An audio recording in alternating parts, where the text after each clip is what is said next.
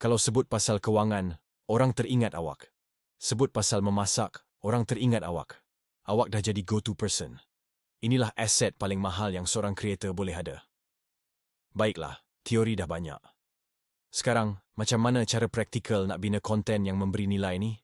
Jom kita bedah satu persatu.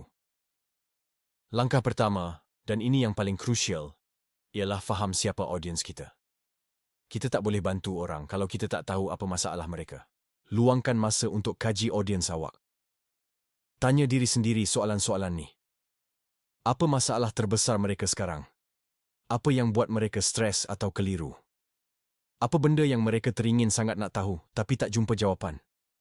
Apa impian mereka? Awak boleh buat poll dekat Instagram story, baca komen-komen di video awak, atau join grup Facebook yang berkaitan dengan niche awak. Jadi detektif sikit. Lagi dalam pemahaman awak tentang audiens, lagi tepat nilai yang awak boleh bagi. Langkah kedua, bila nak tulis skrip atau rakam video, sentiasa mulakan dengan niat untuk membantu. Sebelum tekan butang rekod, tanya diri sendiri. Lepas orang tengok video ni, apa satu benda yang mereka akan dapat? Adakah hidup mereka akan jadi lebih mudah sikit? Adakah mereka akan rasa lebih bersemangat? Jadikan soalan ni sebagai penapis. Kalau jawapannya entah, mungkin idea tu perlu digilap lagi. Dan jangan risau kalau awak rasa awak bukan pakar.